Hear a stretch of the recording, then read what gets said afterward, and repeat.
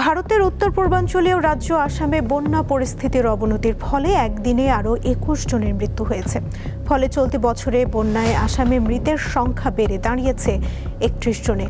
ভারতীয় গণমাধ্যম এনডিটিভি জানিয়েছে, সবচেয়ে বেশি প্রাণহানির ঘটনা ঘটেছে শিবসাগর জেলায়। এছাড়া চড়াইদেও জেলায় ৫ জন, গোলাঘাটে ২ জন এবং জোরহাটে ১ জন মারা গেছেন বলে জানিয়েছে আসাম রাজ্য দুর্যোগ ব্যবস্থাপনা কর্তৃপক্ষ।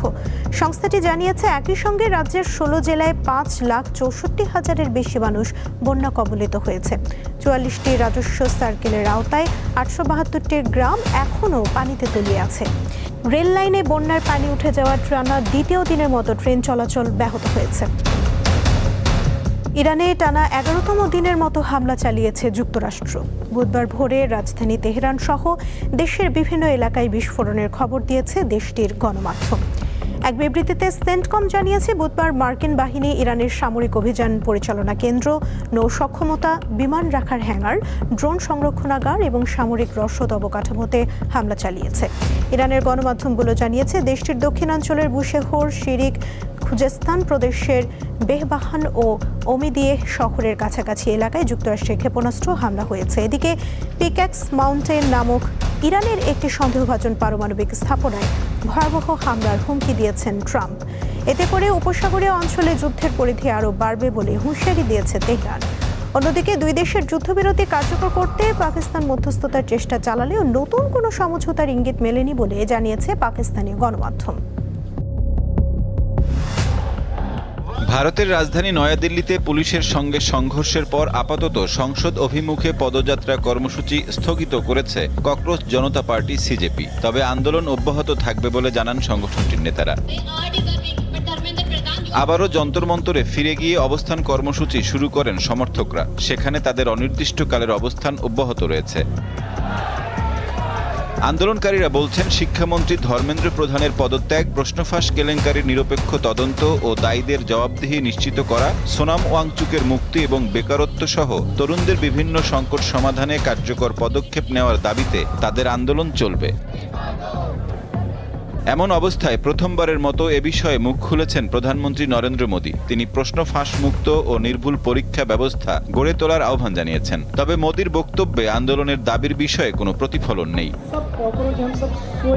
আন্দোলনের প্রতি সমর্থন আরও জোরালো করেছে বিরোধী দলগুলো। রাহুল গান্ধী সহ কংগ্রেসের শীর্ষ নেতারা বিক্ষোভকারীদের সঙ্গে সংহতি প্রকাশ করে কর্মসূচিতে অংশ নিয়েছেন। ধর্নায় বসেছেন মোদীর বাসার সামনেই। বিক্ষোভকারীদের বিরুদ্ধে কাঁদানে গ্যাস ও লাঠিপেটার ঘটনায় উদ্বেগ প্রকাশ করেছে আন্তর্জাতিক মানবাধিকার সংস্থা অ্যামনেস্টি ইন্টারন্যাশনাল। শান্তিপূর্ণ বিক্ষোভের অধিকার নিশ্চিত করার আহ্বান জানিয়েছে সংস্থাটি। সাইফুর রহমান শিশির, দীপ্ত বার্তাকক্ষ।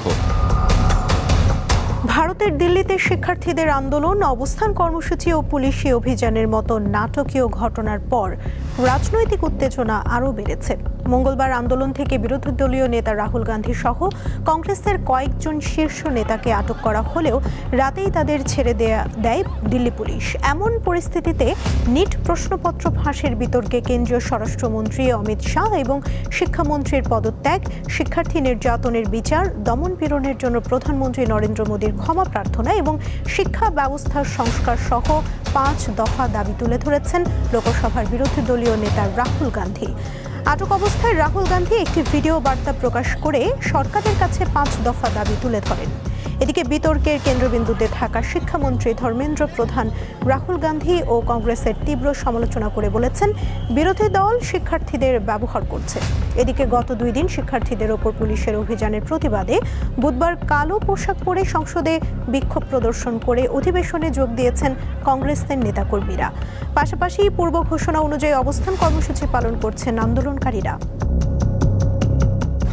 ইসরায়েলি আগ্রাসনে হারিয়েছেন বসতভিটা, আছে স্বজন হারানোর বেদনাও। তবুও যুদ্ধের কারণে শিশুদের মানসিক ক্ষত দূর করতে লড়াইয়ে নেমেছেন গাজা উপত্যকার এই বইয়ের ফেরিওয়ালা মোহাম্মদ সাদ। লক্ষ্য শিশুদের মন থেকে যুদ্ধের ভয়াবহতা এবং মানসিক ক্ষত দূর করার। এর জন্য প্রত্যেক শিশুর হাতেই বই তুলে দিতে চান 58 বছর বয়সী স্বপ্নবাজ এই মানুষটি। ধ্বংসের নগরীতে বই পড়ার অভ্যাসটি টিকিয়ে রাখার এই সংগ্রাম মোটেও সহজ নয়, কারণ হামলায় বসতভিটা হারিয়ে নিজেও হয়েছেন বাস্তুচ্যুত। এমনকি রুটি রুজির ঠিকানাটিও মাটির সঙ্গে মিশিয়ে দিয়ে গেছে ইসরায়েলের সেনারা। কোনো প্রতিবন্ধকতাই মোহাম্মদ সাদকে দমাতে পারেনি। ধ্বংসস্তূপ থেকে বই খুঁজে দের আল বালার এক তাঁবুতে গড়ে তুলেছেন লাইব্রেরি। স্বপ্ন দেখেন যুদ্ধের অন্ধকার একদিন ফিকে হবে অক্ষরের আলোয়। তাই বই এবং শিক্ষা নিয়ে যারা ভাবেন তাদের এই লড়াইয়ে সহযোগিতার আহ্বান জানিয়েছেন তিনি। আসুন আমরা শিশু, তরুণ, নারী সহ সবাইকে পড়তে ও শিখতে উৎসাহিত করতে একজোট হই। বই মানুষের জীবনের একটি অংশ, আমাদের অবশ্যই এগুলো সংরক্ষণ করতে হবে। জীবনকে বোঝার জন্য নিজেকে শিক্ষিত করার বিকল্প নেই।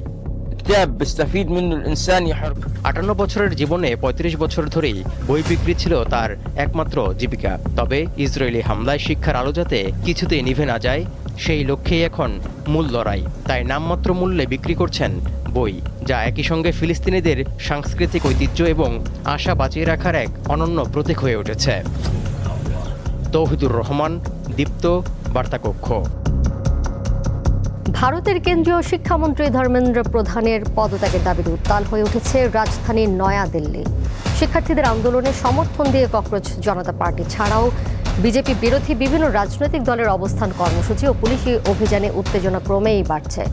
রাজপথ ছাড়তে নারাজ ককরোচ জনতা পার্টি সিজেপি। ভিড় বাড়ছে যন্তর মন্তরে। হাসপাতালে থেকেও অনশন চালিয়ে যাচ্ছেন ভারতের শিক্ষাবিদ ও আন্দোলনকর্মী সোনম ওয়াংচুক। এই অবস্থায় আইনশৃঙ্খলা পরিস্থিতির অবনতির শঙ্কায় দিল্লির 16টি গুরুত্বপূর্ণ মেট্রো স্টেশন সাময়িকভাবে বন্ধ ঘোষণা করেছে দিল্লি মেট্রো রেল কর্পোরেশন। এদিকে নিট পরীক্ষার প্রশ্নপত্র ফাঁসের বিতর্কে শিক্ষামন্ত্রী ছাড়াও স্বরাষ্ট্রমন্ত্রী অমিত শাহর পদত্যাগ এবং প্রধানমন্ত্রী নরেন্দ্র মোদীর ক্ষমা প্রার্থনা সহ 5 দফা দাবি জানিয়েছেন কংগ্রেস নেতা রাহুল গান্ধী। এর আগে মঙ্গলবার রাতে আন্দোলন থেকে রাহুল ও প্রিয়াঙ্কা গান্ধীকে আটকের পর ছেড়ে দেয় পুলিশ। ইরানে টানা 11তম দিনের মতো হামলা চালিয়েছে যুক্তরাষ্ট্র। বুধবার ভোরে রাজধানী তেহরান সহ দেশটির বিভিন্ন এলাকায় থাকা সামরিক স্থাপনায় হামলার দাবি মার্কিন সেন্টকমের। এছাড়া পিক্যাক্স মাউন্টেন নামক ইরানের একটি সন্দেহভাজন পারমাণবিক স্থাপনায় শিগগিরই ভয়াবহ হামলার হুমকি দিয়েছেন ট্রাম্প। এতে করে উপসাগরীয় অঞ্চলে যুদ্ধের পরিধি আরও বাড়বে বলে হুঁশিয়ারি দিয়েছে তেহরান। এমনকি প্রতিশোধ নিতে বাহরাইন, কুয়েত ও জর্ডানে থাকা মার্কিন স্থাপনা ও ঘাঁটি লক্ষ্য করে পাল্টা হামলা অব্যাহত রেখেছে ইরান। ওয়াশিংটন তেহরানের মধ্যে যুদ্ধবিরতি কার্যকরে পাকিস্তান মধ্যস্থতার চেষ্টা অব্যাহত রাখলেও নতুন কোনো সমঝোতার ইঙ্গিত মেলেনি বলে জানিয়েছে পাকিস্তানি গণমাধ্যম। ভারতের শিক্ষা সংস্কার ও বিভিন্ন প্রতিযোগিতামূলক পরীক্ষায় প্রশ্নপত্র ফাঁসের প্রতিবাদে রাজধানী নয়াদিল্লিতে ছড়িয়ে পড়েছে বিক্ষোভের দাবানল। এর সঙ্গে এখন যুক্ত হয়েছে বলিউড তারকা সহ বিরোধী দলগুলো। শিক্ষার্থীদের ন্যায্য দাবিতে পুলিশের সহিংস আক্রমণে ফুঁসে উঠেছে গোটা ভারত। দিল্লির রাজপথে শুরু হওয়া এই আন্দোলনে বড় পরীক্ষার মুখে পড়েছে মোদী সরকার। ভারতের রাজধানী দিল্লি, যেখানে ক্ষমতার দাপটের কথাই শোনা যায় বেশি, কিন্তু সেই রাজধানীতেই এবার ঘটে গেছে আন্দোলনের এক মহাবিস্ফোরণ, যা পৌঁছে গেছে দেশটির সংসদের দোরগোড়া পর্যন্ত। চলতি বছরের 16 মে আন্দোলনের শুরুটা হয়েছিল ঠাট্টা বিদ্রুপ দিয়ে। ভারতীয় সুপ্রিম কোর্টের প্রধান বিচারপতি বেকার তরুণ তরুণীদের আরশোলা মন্তব্য করায় ফুঁসে ওঠে শিক্ষার্থীরা। গঠন হয় ককরোচ জনতা পার্টি। আরশোলার নামে পরিচিত হয়ে তারাই আজ হাজার হাজার মানুষের মিছিলে পরিণত হয়েছে। ব্যারিকেড, কাঁদানে গ্যাস, লাঠিচার্জ কিছুই তাদের থামাতে পারছে না। আন্দোলনকারীদের মূল দাবি কেন্দ্রীয় শিক্ষামন্ত্রী ধর্মেন্দ্র প্রধানের পদত্যাগ, পরীক্ষায় প্রশ্ন ফাঁসে নিরপেক্ষ তদন্ত এবং ক্ষতিগ্রস্ত শিক্ষার্থী ও তাদের পরিবারের ন্যায় বিচার। দাবি আদায়ে দিল্লির যন্তর মন্তর থেকে পুলিশের নিষেধাজ্ঞা অমান্য করে সংসদের দিকে পদযাত্রায় বল প্রয়োগ করে পুলিশ। শিক্ষার্থীদের ন্যায্য ও স্বচ্ছ পরীক্ষা ব্যবস্থার দাবিতে পুলিশের সহিংস আক্রমণে ফুঁসে উঠেছে গোটা ভারত। বিপাকে পড়েছেন মোদী সরকারও। শিক্ষার্থীরা একা নয়, দলে দলে যোগ দিয়েছেন সুশীল সমাজের নাগরিকরা, বিরোধী দল এবং বলিউড তারকা থেকে শুরু করে হাজার হাজার শিক্ষার্থীর বাবা মায়েরা। কেন্দ্রীয় স্বরাষ্ট্রমন্ত্রী অমিত শাহ এবং শিক্ষামন্ত্রীর পদত্যাগ, প্রধানমন্ত্রী নরেন্দ্র মোদীর ক্ষমা প্রার্থনা সহ 5 দফা দাবি তুলেছেন বিরোধী নেতা রাহুল গান্ধী। শিক্ষার্থীদের হয়ে 28 জুন থেকে অনশনে রয়েছেন আন্দোলনের গুরুত্বপূর্ণ মুখ পরিবেশবাদী ও শিক্ষাবিদ সোনম ওয়াংচুক। হাসপাতাল থেকেই আন্দোলন চালিয়ে যাওয়ার ঘোষণা দিয়েছেন তিনি।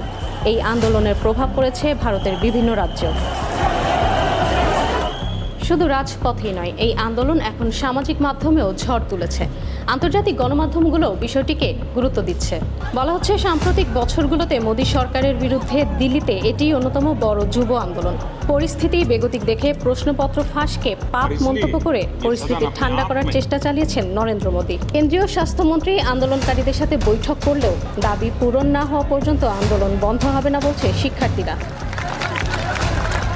সবার এখন একটাই প্রশ্ন, ভারত সরকার কি আলোচনার মাধ্যমে পরিস্থিতি সামাল দিতে পারবে, নাকি এই ছাত্র আন্দোলন আরও বড় রাজনৈতিক চ্যালেঞ্জে পরিণত হবে? ইশরাত সুমা, দীপ্ত বার্তা কক্ষ।